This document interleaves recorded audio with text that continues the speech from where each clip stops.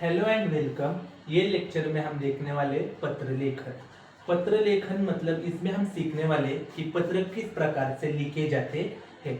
आज से पहले के ज़माने में जब हमारे पास मोबाइल आदि नहीं थे तो हम एक दूसरे को संदेश पत्र के माध्यम से भेजा करते थे।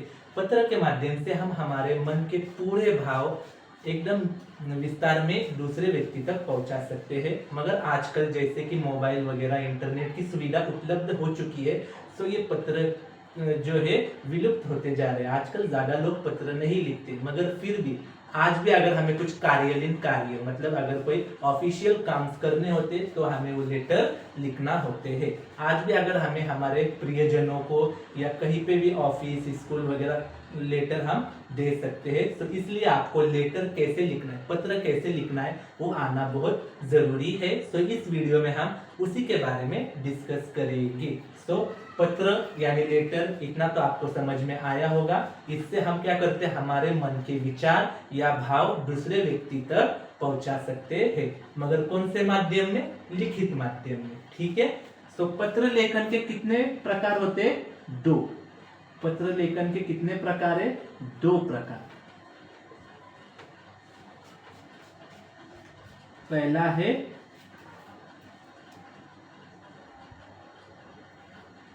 हमारा पहला प्रकार है अनौपचारिक पत्र और हमारा दूसरा प्रकार है औपचारिक पत्र। ऐसे पत्र के हमारे दो प्रकार है। पहला कौन सा प्रकार है? हमारा अनौपचारिक पत्र और हमारा दूसरा प्रकार है औपचारिक पत्र। दोनों पत्र के बारे में हम पढ़ने वाले हैं, मगर इस वीडियो लेक्चर में हम देखने वाले हैं अनौपचारिक पत्र, जिसे इंग्लिश में कहा जाता है इनफॉर्मल लेटर। अनौपचारिक पत्र या इनफॉर्मल लेटर, इसका मतलब ये है कि ये लेटर लिखते वक्त आपको कोई फॉर्मेलिटीज नहीं वापरनी है। कोई फॉर्मेलिटीज का इस्तेमाल करना है क्या? नहीं करना है। आप आपके जो भी भाव है सरल भाषा में दूसरे व्यक्ति तक पहुंचा सकते हैं। ये पत्र हम कब लिखते? जब हमें पत्र हमारे कोई सगे संबंधी, दोस्त, रिश्तेदार, फ्रेंड वगैरह या किसी को भी भेजना हो जो कि ऑफिशियल काम के लिए नहीं होता है, जो कि हम इसे फैमिली लेटर भी कह सकते हैं। क्योंकि ये लेटर हम किसे भेजते हैं? हमारे माता पिता, दादाजी, दादी जी, हमारे दोस्त, हमारे सगे संबंधी वगैरह वगैरह इन्हें भेजते हैं। तो उनसे बात करते वक्त हमें कोई फॉर्मेलिटीज का यूज करना होता है क्या? नहीं। हम उनसे हमारे सीधे सरल भाषा में सरल विचार क्या कर सकते हैं? प्रकट कर सकते हैं। उसे उसके लिए हमें कोई फॉर्मेलिटी यूज करने की जरूरत नहीं है। इसलिए उसका नाम क्या रखा है? अनौपचारिक पत्र, इनफॉर्मल लेटर। उसमें हमें कोई फॉर्मेलिटीज यूज करनी नहीं होती है। सो आइए चलिए अभी हम आगे देखते हैं इस लेटर को लिखते वक्त हमें कौन से पॉइंट्स का ध्यान रखना है और हमें कैसे ये लेटर लिखना है। तो ये है हमारा अनौपचारिक पत्र का प्रारूप। इसी हिसाब से हमें क्या करना है? अनौपचारिक पत्र लिखना है। अनौपचारिक पत्र लिखते वक्त आपको कितने चीजों का ध्यान रखना है? कुल मिलाकर आपको 9 चीजों का ध्यान रखना है। अगर आप इस 9 चीजों के हिसाब से आपका पत्र लिखते हैं तो आपका पत्र एकदम गुड होगा और उसके आपको एग्जाम में पूरे मार्क्स मिलेंगे। तो ये 9 चीजें कौन से? चलिए हम 1 बाय 1 देखते हैं। सो अनौपचारिक पत्र लिखते वक्त सबसे पहली और मेन चीज क्या है? प्रेषक पत्र भेजने वाले का पता। मतलब जब भी आप पत्र लिखना शुरू करते हो तो आपको प्रेषक मतलब आपका खुद का, क्योंकि आप पत्र लिखकर भेज रहे हो ना, तो आपको आपका खुद का यहाँ पे क्या लिखना होता है? पता, यानी एड्रेस लिखना होता है। अगर वो एड्रेस आपको क्वेश्चन में दिया होगा तो आपको वो क्वेश्चन वाला एड्रेस क्या करना है? कॉपी करना है। अगर आपको क्वेश्चन में एड्रेस नहीं दिया है तो आपको आपका खुद का पता, खुद का एड्रेस लिखना है। हर एक इंपॉर्टेंट चीज, कोई भी लेटर हो, चाहे अनौपचारिक पत्र रहो या औपचारिक पत्र रहो, आपको सब चीजें कहाँ लिखनी है? लेफ्ट हैंड साइड को, लेफ्ट साइड की तरफ आपको क्या करना है? हर एक चीजें लिखनी है, चाहे वो आपका पता हो, दिनांक हो या जो भी हो।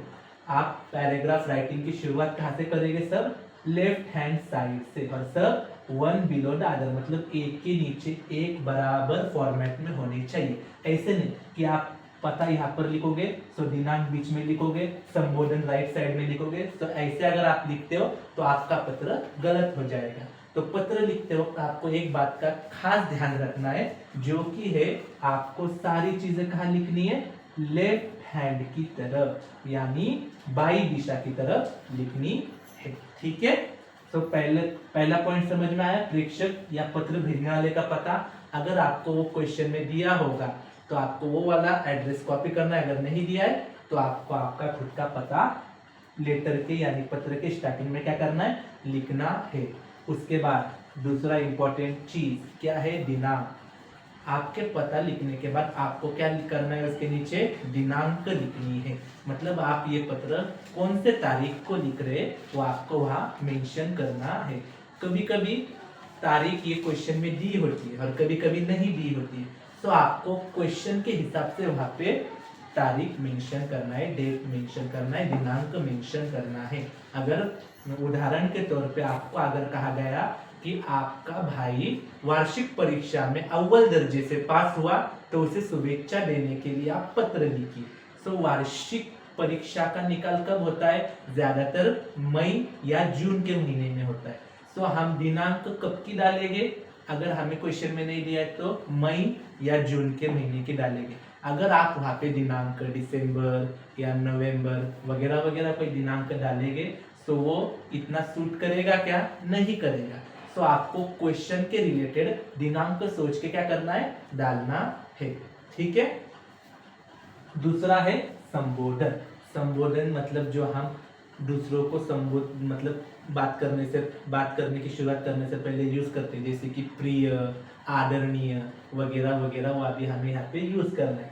अगर आप जिसको पत्र भेज रहे हो वो आपसे उम्र में छोटे या आपके उम्र के होंगे, जैसे कि आपके छोटे भाई बहन या आपके दोस्त वगैरह होंगे जो आपसे उम्र में छोटे या आपकी उम्र के होंगे, तो उनको संबोधन करने के लिए तुम क्या कर सकते हो, प्रिय का इस्तेमाल कर सकते हो।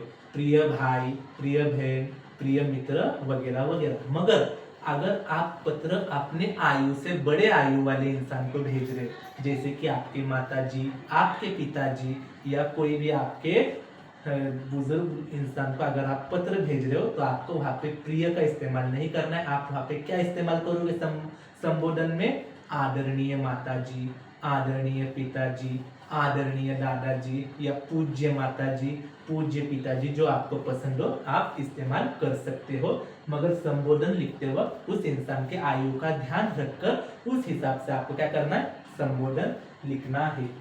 उसके बाद अभिवादन। अभिवादन भी लिखते वक्त आपको क्या करना है, आयु का ध्यान रखना है। अगर आपसे बड़े इंसान को आप पत्र लिख रहे हो तो आप क्या करोगे, सादर नमस्कार, चरण स्पर्श वगैरह वगैरह आदरणीय अभिवादन में इस्तेमाल आप कर सकते हो। अगर आप आपसे छोटे व्यक्ति को पत्र लिख रहे हो तो आप वहाँ पे क्या लिख सकते हो, प्रिय भाई, ढेर सारा प्यार वगैरह वगैरह, जो भी आप छोटे इंसान से बात करने के लिए यूज करते हो आप अभिवादन में इस्तेमाल कर सकते हो। मगर अगर वो व्यक्ति आपके आयु से बड़ा हो तो वहाँ पे आपको सादर नमस्कार, चरण स्पर्श वगैरह ऐसे अभिवादन का क्या करना है, इस्तेमाल करना है। उसके बाद आरंभ। उसके बाद ये सब चीज होने के बाद आपके पत्र का क्या होता है, स्टार्टिंग, आरंभ होता है। सो आपको पत्र स्टार्ट करते वक्त डायरेक्टली टॉपिक पे आना है क्या, नहीं। अगर आपके मन में कोई प्रश्न वगैरह हो तो आप उस व्यक्ति से इस आरंभ के परिच्छेद में क्या कर सकते हो, पूछ सकते हो। जैसे कि आप कैसे हो, उम्मीद हो आप कुशल मंगल होगे, आपकी तबीयत कैसी है वगैरह वगैरह, जो भी अगर आपको प्रश्न, जैसे हम कोई भी बात करने की स्टार्टिंग में नॉर्मल से क्वेश्चंस पूछते हैं, वैसे क्वेश्चंस आप इस आरंभ वाले पैराग्राफ यानी परिच्छेद में क्या कर सकते हो, लिख सकते हो। उसके बाद जो आपका दूसरा परिच्छेद होगा वो होगा विषय विवेचन। मतलब आपने पत्र किस लिए लिखा, ये आपको विस्तार में कौन से परिच्छेद, कौन से पैराग्राफ में लिखना है, सेकंड वाले पैराग्राफ में, दूसरे परिच्छेद में। इसमें आप आपके विषय का पूरा विस्तार विमर्श क्या करोगे, लिखोगे कि आपने किस लिए उस व्यक्ति को पत्र लिखा वगैरह वगैरह। और लास्ट में है समा। आपको सही तरीके से पत्र का क्या करते आना चाहिए, समापन करते आना चाहिए जो कि 2 या 3 लाइनों में लिखकर आप उस पत्र का समापन कर सकते हो। ऐसे आपको पत्र में कम से कम कितने परिच्छेद लिखने होंगे, 2 या 3। अगर आपको समाप्ति का अलग परिच्छेद नहीं बनाना है तो आप विषय विवेचन के आखिर में 2 लाइन में समाप्ति के भी लाइंस क्या कर सकते हो, जोड़ सकते हो। अगर आपको समाप्ति का अलग से परिच्छेद बनाना है तो आप वो भी कर सकते हो, मगर आरंभ और विषय विवेचन आप एक परिच्छेद में नहीं बना सकते। आरंभ का आपको अलग पैराग्राफ बनाना है और विषय विवेचन का आपको क्या करना है, अलग पैराग्राफ बनाना है। समाप्ति का परिच्छेद आप विषय विवेचन में जोड़ सकते हो, या तो आपको अलग अलग तरीके से बनाना है, सेपरेट करके बनाना है, तो आप आपकी मर्जी से कर सकते हो। और जब पूरा पत्र लिखकर आपका हो जाएगा तो आपको क्या करना है, प्रेषक का संबंध, मतलब आपने जिस व्यक्ति को पत्र लिखा है उससे आपका क्या संबंध है वो लिखना है। जैसे कि तुम्हारा भाई, तुम्हारा मित्र, आपका पुत्र, आपका जो भी होगा वो आपको यहाँ पे लिखना है। मतलब आपने जिस व्यक्ति को पत्र लिखा है उससे आपका क्या संबंध है वो आप यहाँ पे आपको लिखकर दिखाना होगा। और उसके बाद प्रेषक का नाम, मतलब पत्र के आखिर में आपको आपका खुद का क्या करना है, नाम लिखना है।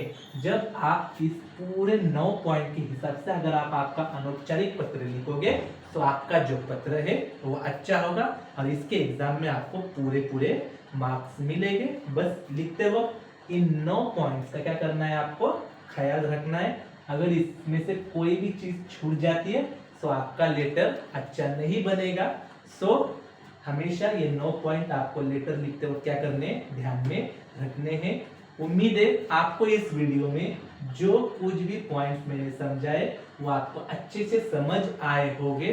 अगर आपके मन में कोई भी शंका वगैरह है तो आप कमेंट के सेक्शन में जाके उस शंका को हमसे पूछ सकते हैं। आपकी सारी शंकाएं दूर की जाएगी। और अगर आपको ये वीडियो अच्छा लगा हो तो इसे लाइक, शेयर और सब्सक्राइब जरूर कीजिए। आने वाले वीडियो में, इसके नेक्स्ट वीडियो में हम क्या करेंगे, अनौपचारिक पत्र के 1-2 उदाहरण देखेंगे, जिससे कि आपको पता चलेगा कि ये 9 पॉइंट का इस्तेमाल करते हुए आपको पत्र कैसे लिखना है।